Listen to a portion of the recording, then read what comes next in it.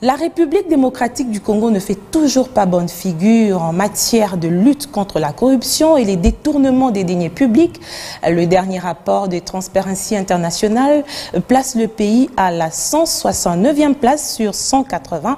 C'est le pays le plus corrompu au monde, un classement qui s'est justifié au regard des scandales qui jettent presque en pâture les efforts fournis par le pouvoir en place pour mettre fin à ce feuilleton qui entache sérieusement la RDC et freine son développement. Alors, comment comprendre ce cycle des détournements et des corruptions? Premier dossier de ce mag. Monsieur le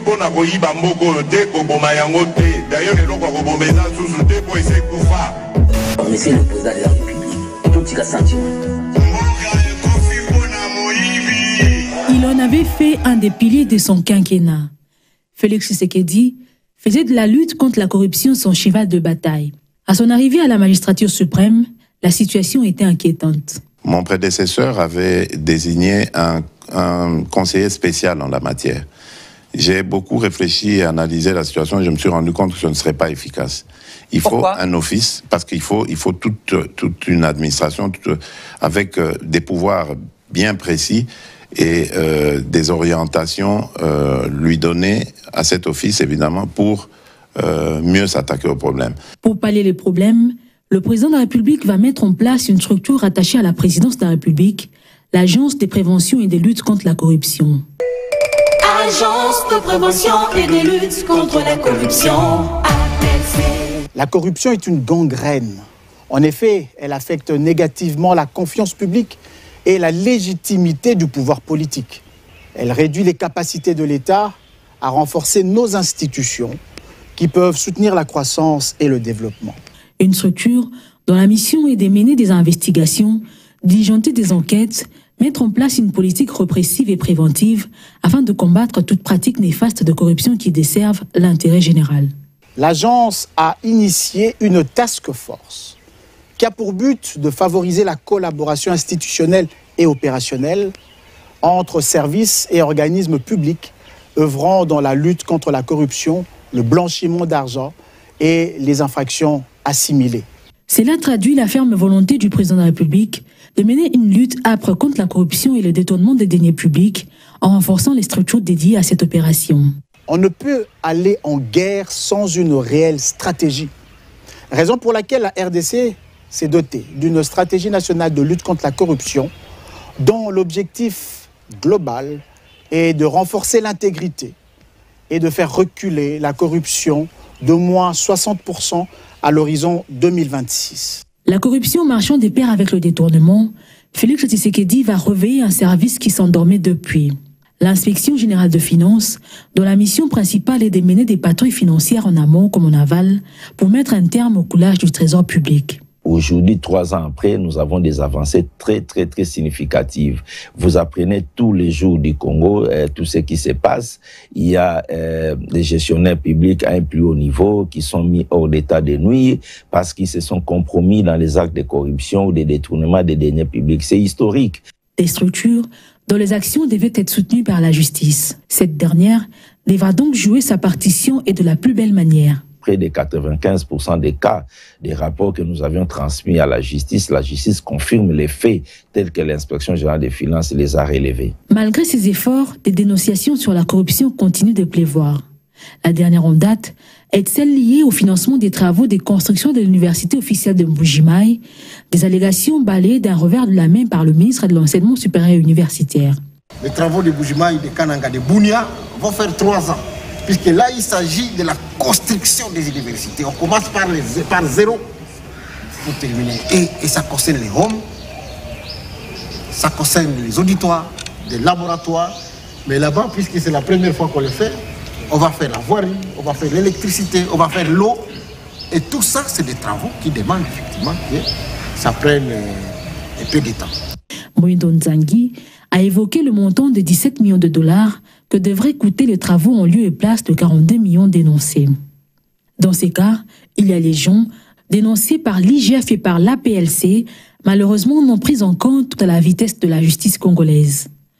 Dans cette grosse marmite, le travail des flics, celui de rechercher les infractions et celui des magistrats assis, des jugés et condamnés ou encore acquittés et mis à rude épreuve par des influences souvent politiques. Nous sommes habitués à des audits de complaisance où ce sont des amis qui arrivent, bon, ils viennent faire l'audit, on leur donne des enveloppes et après on a un résultat bâclé. Depuis son investiture à la tête du pays, le président de la République ne rate aucune occasion pour rappeler son engagement à combattre la corruption et les détournements des biens publics. Toutefois, il est conscient du défi et du sacerdoce lié à une telle volonté dans un contexte où la corruption s'est répandue dans l'administration publique à une proportion inquiétante. Ayant conscience du tort que la corruption a causé à notre pays, Son Excellence Félix Antoine Tshisekedi Tshilombo, président de la République, chef de l'État, fait de la lutte contre la corruption son cheval de bataille. À ce titre, je voudrais ici lui rendre les hommages le plus mérités pour la mise en place d'un climat propice et indispensable à la lutte contre la corruption. Tout récemment, lorsque les contrôleurs financiers des différents ministères et institutions avaient été nommés, une rencontre avec les autorités en charge des finances avait insisté sur les aspects des contrôles qui doivent se faire sans complaisance afin de préserver l'intérêt de l'État. Les entreprises publiques aujourd'hui se retrouvent dans une situation catastrophique. Il n'y a pas de gouvernance. Les mécanismes de contrôle, les audits, les commissaires aux comptes ne travaillent pas. Et ce qui vient encore empirer, il n'y a pas de sanctions. C'est cela qui sous-entend la politique du président de la République qui ne veut pas se limiter à la simple incantation, mais qui met l'accent sur une justice indépendante et libre et des chaînes de contrôle préventives afin de préserver les ressources de l'État. Maître Hervé Diakessia, on a suivi avec vous ce dossier. Première question, vous êtes d'accord avec les faits rapportés dans ce dossier? Du moins, le reportage a voulu être les plus exhaustifs possible. Et c'est fort dommage ce qui est décrié là-bas parce que, somme toute, nous, au niveau du comité laïque de coordination, le CLC, à l'orée du mandat du chef de l'État, nous avions organisé la première manifestation et un premier sit-in de 3 jours sur la question de rétrocommission, déjà à cette époque. Et l'autre chose qu'il faut relever... C'est avec le dossier 100 jours C'est ce qui va déclencher plus tard le dossier 100 jours. Okay. Et vous allez voir qu'il y a un lien entre les deux activités que nous avions menées à cette époque et la suite de ces éléments ici. L'autre activité concomitante, c'était que nous avions fait un sit-in devant le palais de justice parce que nous avions dénoncé les tripatouillages dans la gestion des contentieux électoraux. À tel enseigne qu'à un moment donné, les chefs de l'État avaient dû convoquer l'ancien président de la Cour constitutionnelle de l'époque pour qu'il y ait une issue judiciairement inexistante pour les invalidations et révalidations. Qu'est-ce qu'il faut dire aujourd'hui? Aujourd'hui, on doit relever que, à part les discours, il n'y a pas d'action concrète dans la lutte effective et efficace contre la corruption. Le chef de l'État lui-même, lors d'une interview chez, je crois, chez vos confrères... existe, l'agence de lutte contre la corruption vous pouvez avoir ces instances, mais si vous ne les utilisez pas. Le chef de l'État lui-même avait déploré qu'il n'avait pas imaginé, il savait qu'il y avait la corruption, mais il n'avait pas imaginé l'ampleur de la corruption dans ces pays. Il ne suffit pas de les dire, mais comment vous agissez? Comment vous agissez quand on a eu un procès de 100 jours qui s'est tenu à une époque où nous étions tous relativement en confinement, donc l'ampleur était... Tout le monde a eu le temps de suivre. Tout le monde a eu le temps de suivre, et même beaucoup de vocations des juristes sont nées là-bas. À l'issue de ces procès, résultat des courses, un pauvre juge, je m'incline devant sa mémoire, le juge Raphaël Yanni est décédé dans des circonstances totalement suspectes. Mais aujourd'hui, l'ensemble des protagonistes qui étaient concernés dans cette affaire sont dehors. Presque acquittés. Via des décisions de justice. C'est quoi le problème? C'est la justice? C'est l'implication du politique dans le processus judiciaire. Parce qu'en réalité, ceux qui sont appelés à lutter contre la corruption, soit en sont des acteurs ou en sont d'une certaine manière des bénéficiaires. Comment pouvez-vous expliquer que le cas Willy Bakonga, d'abord, il est sorti en dehors de toute procédure acceptable parce qu'il ne pouvait pas faire l'objet d'une grâce présidentielle. Il paraît que c'est une erreur, hein, c'est l'un des... On n'a pas de faits, mais il paraît que ça serait une erreur. Madame le ministre de la Justice avait dit que sa place, c'est de rentrer à son état initial en détention. Et lui-même est en pleine campagne en disant, si je suis dehors, c'est grâce au président Fachi. Alors, comment voulez-vous qu'on puisse percevoir notre sérieux en ce qui concerne la lutte contre la corruption. Et par ailleurs, l'impunité qui... il y a l'impunité et... enfonce. Il y a l'impunité et une alliance objective entre les acteurs de la corruption, leurs bénéficiaires, ainsi que le pouvoir politique. Parce que si vous... Prenons le cas, par exemple, je vous donne du concret, le dossier RAM. Nous savons tous que c'était un mécanisme d'expoliation de l'argent des clients des entreprises de télécommunications. On ne savait même pas où cet argent-là partait. On ne le sait pas parce que je suis l'avocat des victimes qui ont attrait en justice les entreprises de télécommunications pour rembourser ou justifier où sont partis les fonds. La première chose qui s'est passée, le greffier qui est parti notifier aux entreprises de télécommunications une simple sommation pour arrêter des prélevés a été arrêté. Il avait été mis en détention, c'est per cas. Comment on peut arrêter un greffier qui, par la loi, est habilité à notifier les actes judiciaires? Mais au moins aujourd'hui, l'on dit qu'on peut dénoncer les faits, même si la suite n'est pas toujours agréable. On dénonce. Je vous prie de m'excuser, votre émission est sérieuse et c'est assez comique parce que dénoncer la corruption, les chefs de l'État l'ont dénoncé. Notre peuple ne fait que les dénoncer. C'est dans la pratique qu'on le constate. La corruption est chez les gendarmes ou le roulage dans la rue. La corruption est chez l'enseignant à l'école. La corruption est chez les fonctionnaires qui ne peut signer aucun dossier si vous n'avez pas graissé la patte. La corruption est dans les ministères. Il n'y a aucun dossier qui ne puisse passer d'un cabinet à l'autre jusqu'à la signature du ministre s'il n'y a pas ce qu'on appelle un suivi.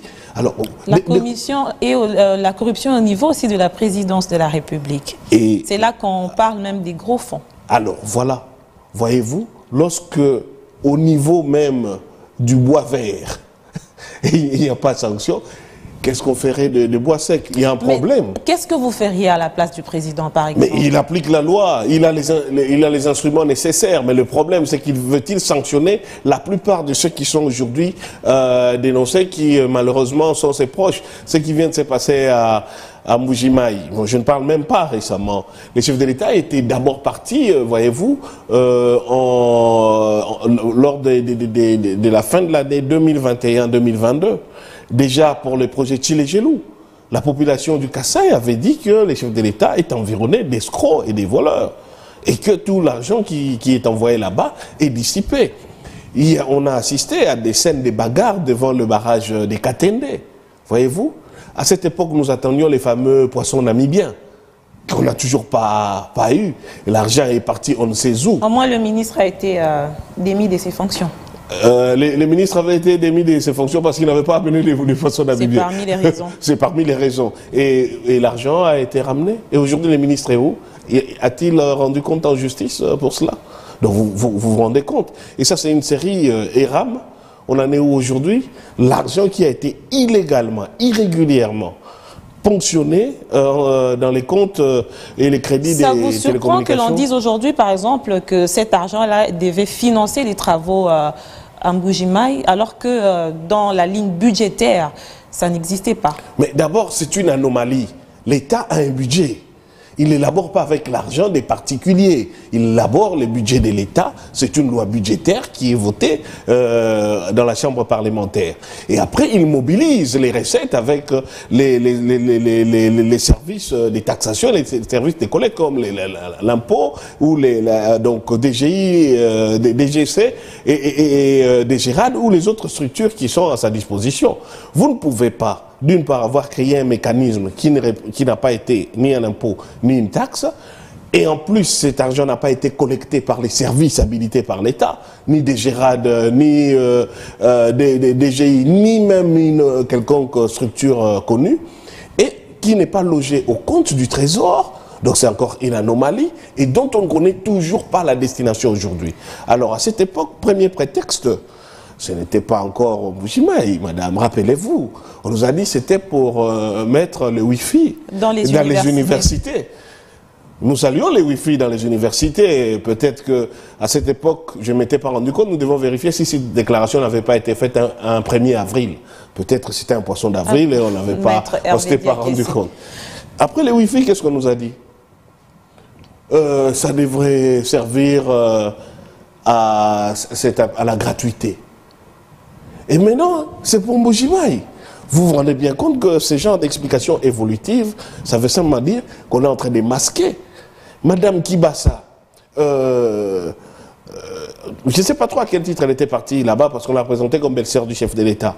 Mais toujours est-il qu'elle a eu l'avantage de nous dire... D'expliquer. C'est elle qui a été la première d'ailleurs à dire qu'il y a 42 millions de dollars pris au titre de RAM. C'est elle qui a été la première à avoir dit ça. Tout à fait. Et intéressant.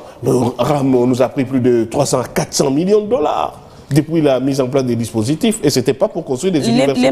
Les mauvaises habitudes dans la peau dure, dit-on, vous l'avez évoqué. Ce système de corruption va du plus petit, du plus bas niveau au plus haut.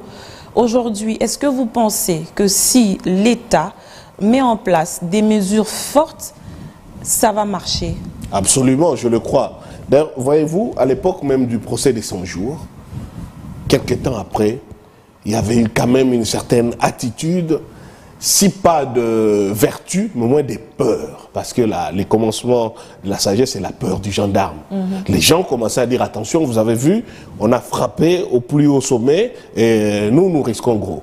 Il y a juste cette connivence ou cette absence de répression et de sanctions. C'est l'impunité. Lorsqu'on arrive à l'impunité, lorsqu'il y a des acquittements scandaleux, lorsqu'il y a des situations avérées de concussion, de corruption, mais après un scandale chasse l'autre, et on réhabilite les gens qui sont poursuivis par la clameur publique, et on se rend compte qu'il y a de plus en plus un enrichissement scandaleux auprès des individus qui est tout à fait disproportionné entre l'état qu'ils avaient avant d'entrer en fonction et le train de vie qu'ils mènent par après. On va peut-être voir, lorsqu'on va commencer à examiner les déclarations des patrimoines en entrant et en sortant. Malheureusement, il y a toujours un écart entre les deux. Parfois, on veut bien que les gens s'enrichissent. La croissance est une loi, mais pas au détriment du trésor public, pas au détriment des compatriotes. Une dernière petite question. Votre regard sur, évidemment, ces institutions ou ces entreprises mises en place par le président de la République pour renforcer sa stratégie de lutte contre la corruption. L'IGF, c'est vrai, ça existait déjà. Mais que pensez-vous, évidemment, de ce système de manière générale? Est-ce qu'ils font bien leur travail? Dans les intentions, mais le système a été biaisé. Par exemple, l'IGF avait commencé tambour battant, et moi je suis parmi les fervents soutiens de l'IGF dans sa mission originelle, parce que l'IGF a été le premier à mettre en place un mécanisme qui a fait douter de l'impunité des puissants.